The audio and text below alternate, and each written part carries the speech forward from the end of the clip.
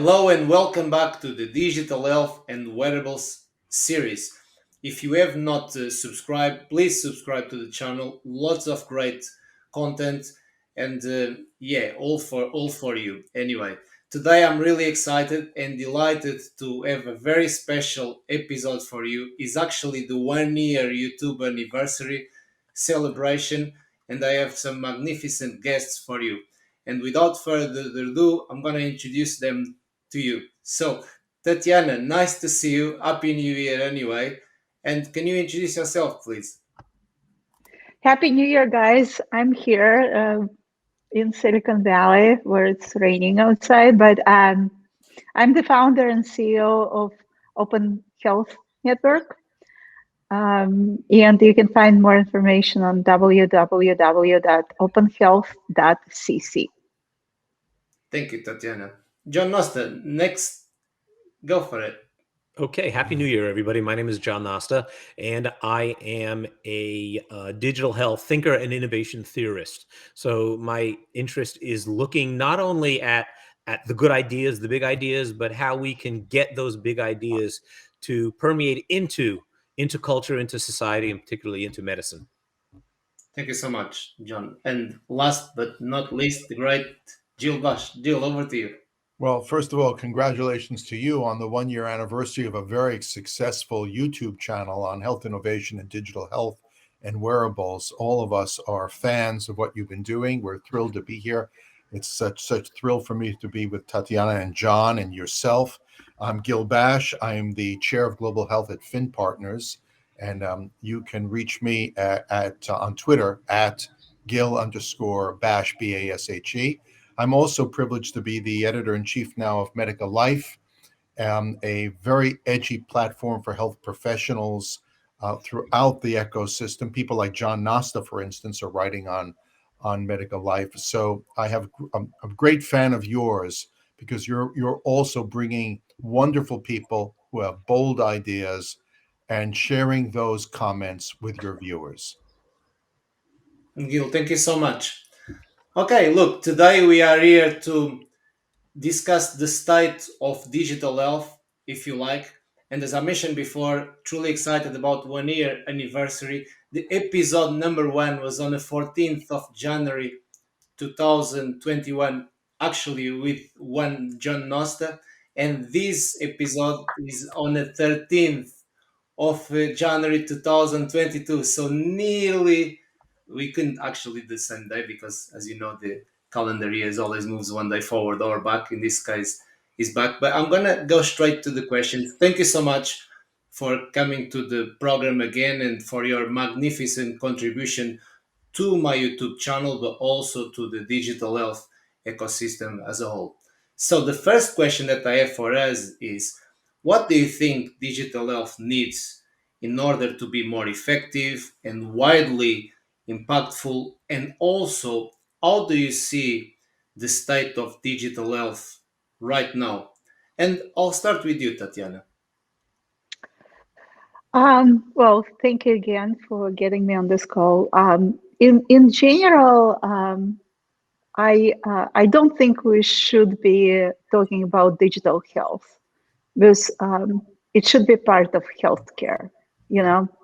So I think that's the first statement I would make. Because as soon as you start like detaching different communication channels or data gathering channels, then you disintegrating, healthcare. So in my view, digital health is just part of the healthcare.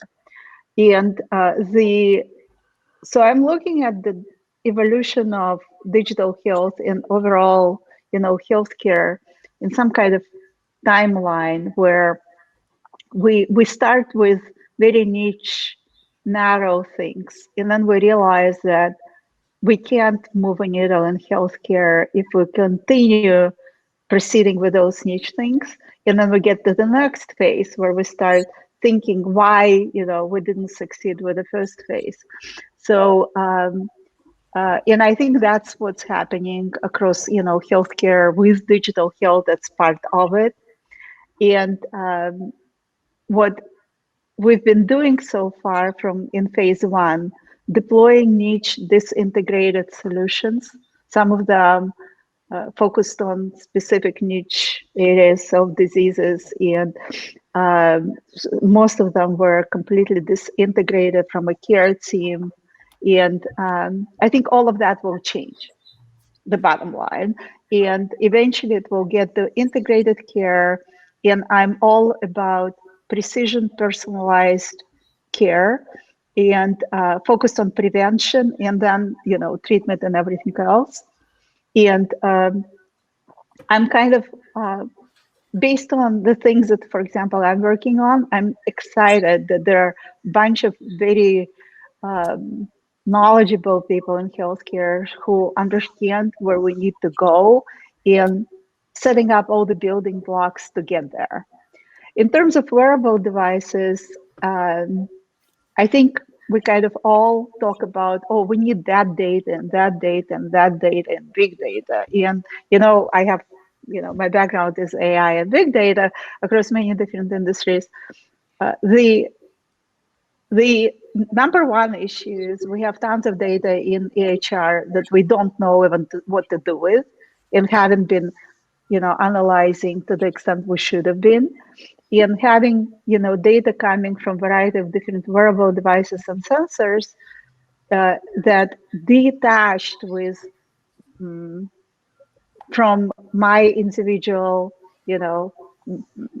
background and from environment I'm in and everything else will not give us anything, right? So it's not just getting data and your heartbeat and whatever you can get from wearable devices, but how you integrate makes sense in the context that you're in. So I really like some of the things that we're working on where we get a bunch of data from wearable devices, sensors, spatially reported data, AMR and everything else, and trying to create at the highest level kind of digital persona that's data driven. And we can predict and analyze things on this digital twin, if you will, before we, apply those to humans. So I'm kind of excited about those things. So I don't know if you have any follow-up questions, or you can hold them and then we'll get to them at the end. Tatyana, thank you so much. John, next, over to you, please. So, what do you think?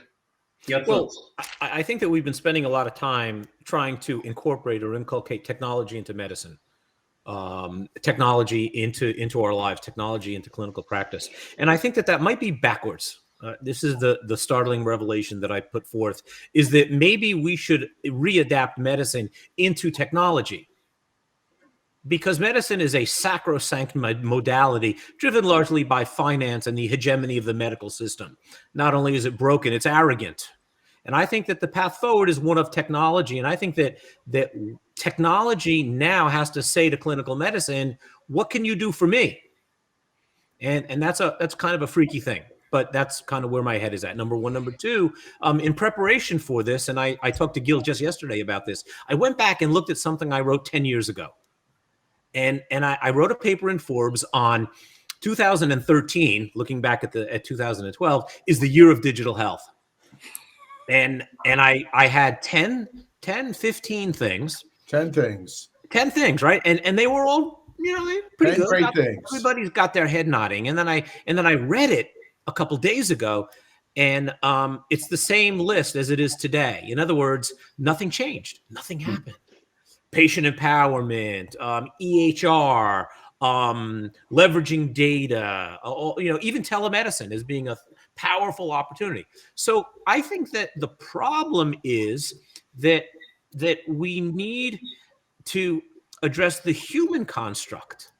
Telemedicine is here. It works. All the tools are at hand, but we resist. So I think that my observation is that humanity is the struggle and is the problem. I think we have to talk about that. So when we build our new accelerator and all these funky things that people have in their companies, we have to add to it the element of of diffusion. How do we get people to do it and use it? Because a good idea that doesn't get used is still a failure. John, Yeah, that's excellent point. I just want to like really applaud the comments John made. This and again, this is kind of this integration that I'm talking Mm-hmm. about, that behavioral health, is completely standalone thing. Yeah. However, it has to be part of everything in healthcare. Yep. Because how you motivate people But to it's do things we want them to do, right? Tatyana, it's such a lofty proposition that we will drive technology into the houses of patients with congestive heart failure and manage them. Look, Yeah, we cannot get people to take a pill. let We me, Yes, cannot get exactly, exactly. compliance, right? There's I'll elbow in here a little bit. Yep. Well, yeah, and the thing is, Wait, John, Tatyana, I'm that going to elbow in. I'm going to elbow in. Look, I think yeah, you're all correct. I'm going to go back to the question. I'm going to go back to the question for a second and make it brief. One size does not fit all. We're dealing with digital health literacy on the part of. Hear me out, John. You're dealing with digital health literacy. Some people 80 plus are not going to be as comfortable as 40 and down. That's one element when we're looking at digital health. So we're looking at access. We're looking at literacy or care literacy. We're looking at economics, money talks. And so Mhm. we can talk about the best innovation in the world. It can save lives, it can reduce cost, all the jargon we hear. But if a powerful element of the health system feels they're going to lose out as a result of this new idea or innovation, they're going to put all their weight behind making sure it goes no place fast. And last but not least, I'm going to say something that I think John is going to agree. Culture rules over innovation. Medicine is a culture, and you cannot change a culture because you have a new gadget, widget, gidget overnight. You've got to tap into the culture of the system. And if you don't do that, it's a slow climb uphill. So I'm going to say, in summary, three things. One size doesn't fit all when it comes to technology. And John, you kind of alluded to that with adherence. Some people are adherent, some people aren't adherent. Some people are frightened of medicine, some people are frightened of doctors. So one size doesn't fit all. You've got to meet people where they are. Two, money, money, money. If you can't get reimbursement, you can't get in the system. If someone feels it's going to take out of their wallet, you can't get in the system. Money. And last but not least, behavior, culture, what we're used to doing, Mhm. that pattern really drives our thinking process. As creatures, we don't like change, period.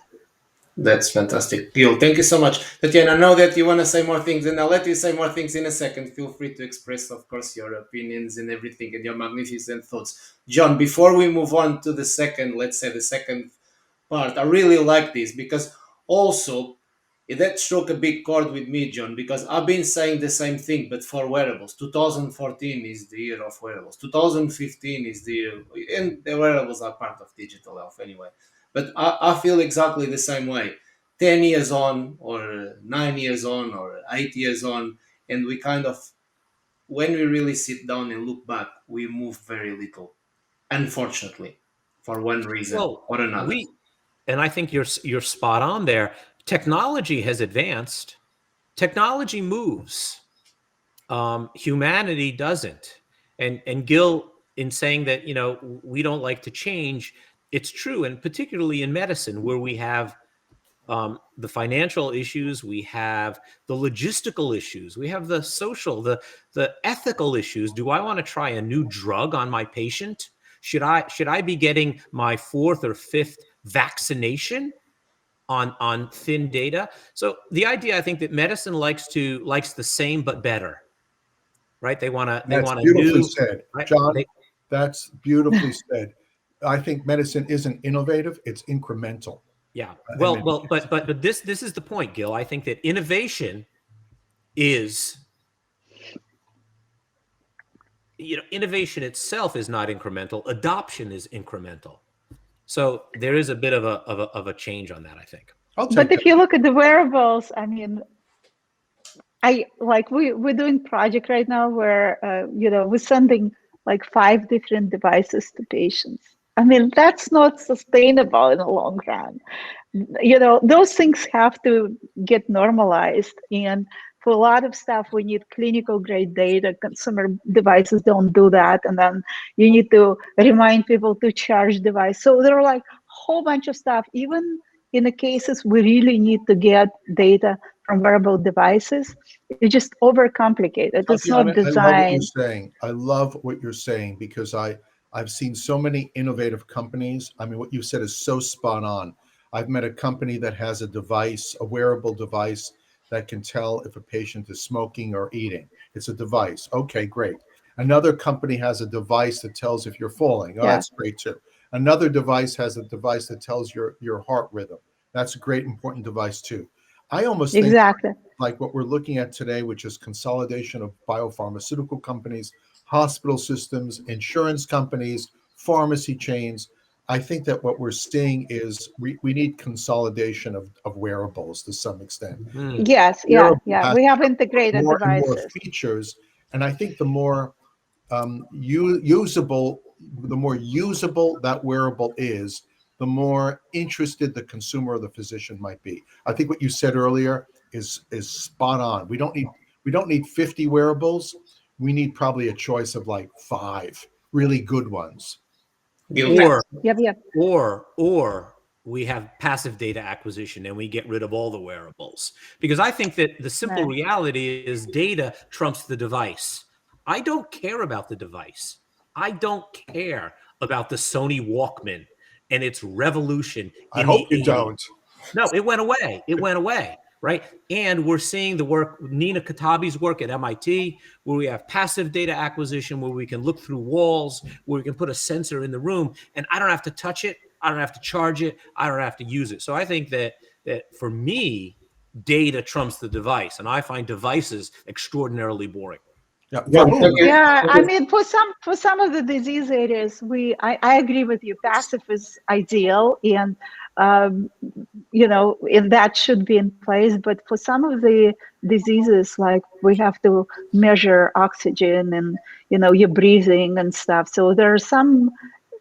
I I I I'm bullish on smart fabrics and maybe some tattoos, for example, that will eventually eliminate need of all those devices. But I don't think in foreseeable future we'll be able to get what we need on the clinical side just from you know passive some kind of embedded things in the walls, if you I think will. both of you have. Though that will be a good thing to Yeah, I think have. what both of you said is worth taking away because the reality is it's not this or that, it's yes and yes. And I think that we have to make it easier for the not just the patient, actually for the system that's collecting the data. So we have to make it easier. Passive is good, and we have to make it meaningful. Like I like my wearable, and obviously Joe is the wearable expert. I like my wearable because it's multifunctional. It's giving me what I need the most. It's a watch. I need time. But when I don't have my cell phone, my smartphone with me, it rings. It's my phone. And if I want to look at a gizmo, um, that's great. I can look at my EKG. But if I have a flight to catch, it also gives me an alert like you better get to your gate. So, it's passive in that I don't. It's there as I need it. It's not bugging me. That's the passive element. But it's also it's like my Swiss Army knife of information, and that's really Right. important to me as well. So I think you're both right. But I think it comes down to going back to what I said earlier. It's about cost. I mean, there's a price point to this. I'm very blessed. We're very blessed that we can invest in these gadgets. But guess what? Not everybody can. And therefore, it's only relevant to a small sliver of the population. That's something I think as digital health champions, we've got to look into and address. thank you, Gil. That's fantastic. We're gonna move to the second part. The second question also is a kind of an extension for this debate, if you like, because we talk about other things. And the second question for you is: in your opinion, what would be the most important and impactful technologies in digital health to contribute for the healthcare of the future? We already kind of touching on that. And we can talk about wearables, artificial intelligence, genomics, VR, AR, personalized medicine, health apps, anything whatsoever. So over to you. This time I start with you, John. You're gonna start. Okay.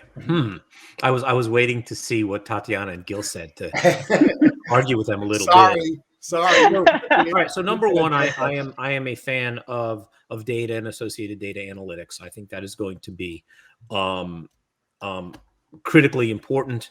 I also think that early disease detection as a function of these modalities, pattern recognition, things like that will be interesting. And the reason I say that is because I believe that the path to prevention doesn't come from the side of prevention. In other words, doing yoga and eating green leafy vegetables is not the most effective modality. Technology is.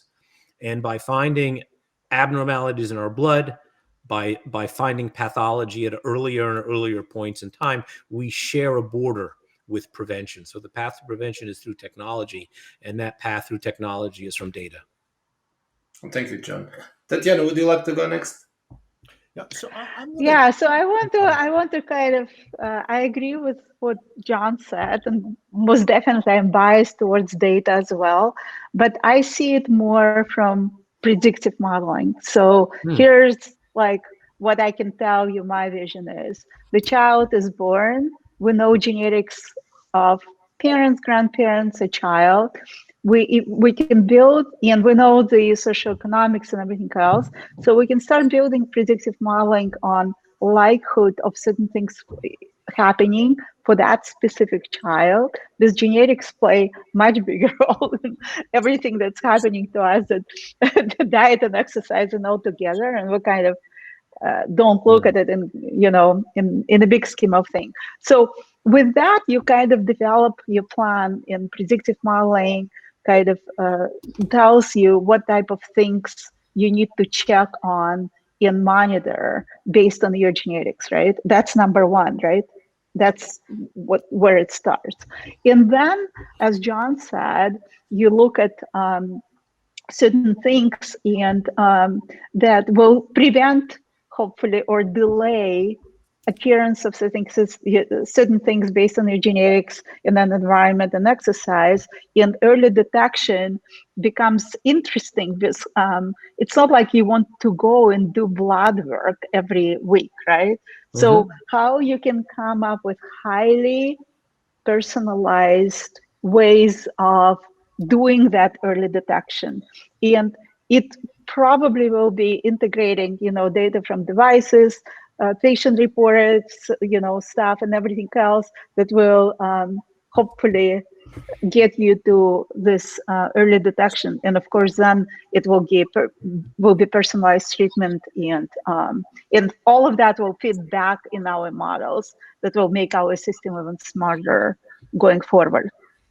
Thank you, Tatyana. Gil, over to you. I'm going to synthesize, I think, a little bit, but I'm going to lean toward John for a moment. Information. We don't lack imagination. We don't lack innovation. I don't think we use our information well. I don't think we deploy information of what we have at hand. And I think to some extent, what happens is we have limited patience, and that limited patience makes us want a new toy, as opposed to mining the benefits that we currently have. It's not the new toy, it's us. So that's Tatyana talked about that, and John talks about the information. So I just want to make it simple. We've got to find a way to engage the consumer and make them feel that they have voice and skin in the game. Not necessarily genetic skin in the game, but they've got skin in the game of their survival, of sustaining themselves. And so when John talked about information, I was right there with him, because we know, Joe, we know if someone has not had their colonoscopy in 10 years instead of 5 years. We know if someone hasn't had a mammogram in many cases in the last year or 2 or 3. We know if someone who is 55 plus has not had a prostate exam. We know all these things generally. And so I think what we're going to have to do is begin to find a way to integrate information into the lives of the health system in a practical way. And I think that it's not about interoperability. I think it's about big employers and big insurance companies sitting down and saying, you know what, you insurance company, we pay you a ton of money to manage the well-being of our employees. We want some return on investment. When our employees have not had a colonoscopy in 5 years, we want you as a customer service organization to get on their case and get them into the system. Same with mammography, same with prostate exam, same with blood pressure, same with cholesterol. The fact is, the bulk of the illnesses that cost us, the bulk of the deaths, and the bulk of the dollars are highly preventable illnesses. We don't need another smartphone. We don't need another watch. We need a phone call and hey, you got to come in for your colonoscopy. Hey, you got to come in for your mammogram. So I'm going to lean toward John. I don't think we need more innovation. I think we need better utilization of information.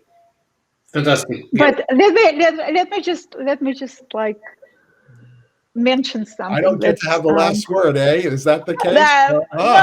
No. I agree with you said, but at the same time, I don't like, and I think that was one of the major issues with healthcare systems, that we want to oversimplify and box things, right? So we created those generic pathways, right? So every women over 50 have to do mammogram. So all of that should go away because it should be highly personalized, right? So if you're saying, and then we say, oh no, now like some of the people get colonoscopy, can get it at 45 based on that. Well, all those generic pathways that we created as a convenience for healthcare, they should go away and be replaced by personalized things that do make sense for specific people. And then the likelihood that people would hear will make sense because they will know why. For me, for example, who had a history of like colon cancer, I should be doing colonoscopy every year versus Joe Doe that doesn't have and can do it every 10 years, whatever those things are. Yeah, it goes back to economics, though. I want to speak to that. Someone who's had polyps, I don't know if people realize this. Someone who's had polyps and needs their colonoscopy done, they actually have to pay more for that colonoscopy than someone who's just doing a standard colonoscopy. And that's the opposite, right? If you have a risk, and you mentioned you have a risk, you should be encouraged economically to get that colonoscopy. Instead, the system actually disadvantages you economically to get that preventive care colonoscopy. It goes back to the basics, right? Gil. Yeah, but this at the same time, I want to plug in what John said earlier. You can tell people and have it economically beneficial. Oh, do your mammogram, at this age, and people will not do it. We keep telling people know by now smoking is bad or doing drugs, and they still do it, right? So the important things in all of this economics, I agree with you, but also integrated behavioral health, how you motivate people to do the right things with the assumption that economics are in place, right? So all of that has to come together. No, that's fantastic. This is such a minefield. I would carry on with you for hours, trust me. But this fantastic. I heard a lot of predictive analytics, predictive modeling. John mentioned information, which is crucial. Gil, you mentioned involving the patient. In other words, give them a voice and some power. It is a fantastic discussion, and I appreciate your time and everything. I'm going through the end of the program, a bit of a wrap up, if you don't mind.